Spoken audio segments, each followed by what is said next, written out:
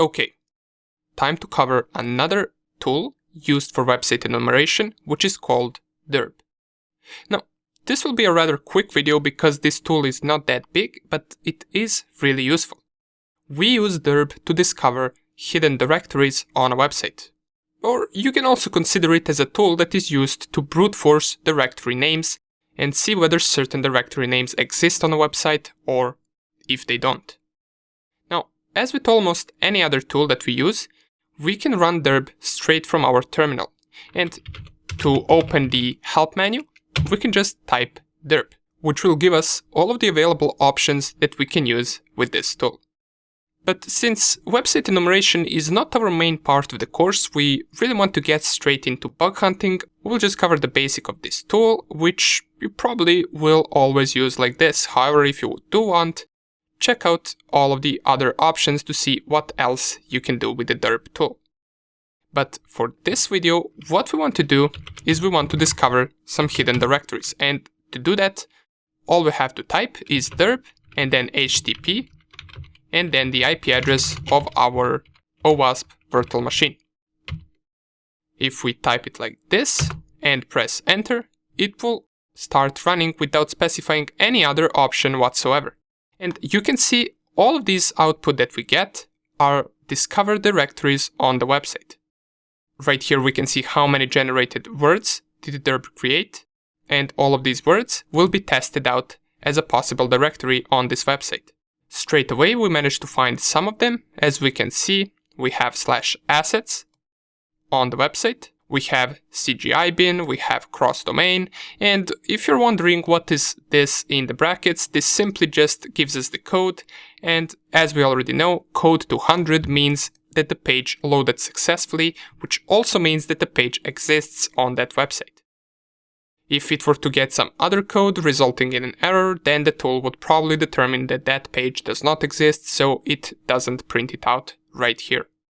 Okay, so if we go all the way down, we can see that it already discovered a bunch of other directories, and what you would do is you would pretty much go through this and see whether you see anything interesting for us. For example, any administrator directory could possibly be interesting. Of course, if you find something that has passwords inside of its name, that would also be interesting because you never know what the website developer put there.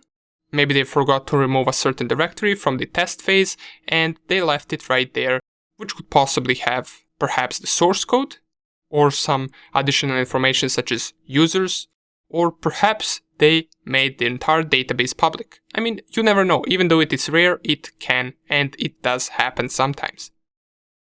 So nonetheless, let's see to which point did this tool get. And it's still discovering directories, so I'm just going to stop this because I don't really need it to finish till the end. Instead, I also want to show you another option that you can do with Dirb. Since if you type a straight command like this, which is just Dirb and then the IP address over HTTP, it will use its usual list that it always uses. But what you can do is you can specify your own list right after the IP address, so you can do something like user share word lists, and this is the path to word lists in Kali Linux. So it's /user /share and then /word lists. And if you want to see all of the options that you have inside of this word list directory, you can press tab twice fast. And here you will be able to see all of these subdirectories to this word list directory. And since we are running Dirb, let's go to the Dirb subdirectory. And inside of the Dirb subdirectory, we have all of these txt files. And all of these txt files are certain lists. Let's go with common.txt, which I do believe is also ran by default, but nonetheless, let us just see how we can use a specified word list of our choice, and all you have to do is press enter. And it will pretty much do the same thing, just with your word list instead. It will try to find all of those directories and it will print out the ones that exist.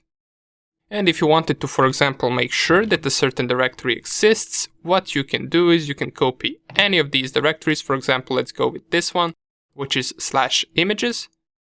you can go to your Firefox and visit it like this. And we do see that images directory does exist on our OWASP virtual machine.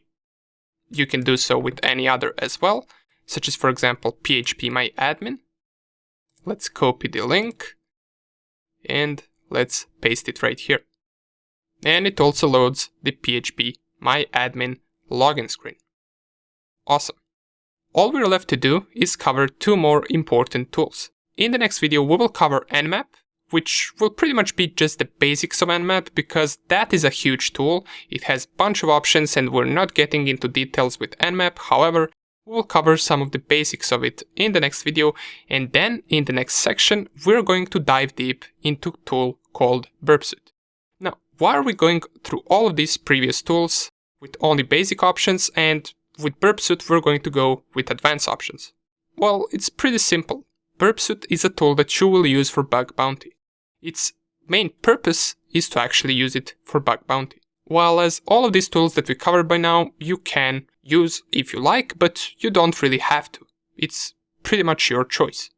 Nonetheless, more about Burbsuit in the next section, and let's focus now on Nmap, which we will cover in the next video. See you there.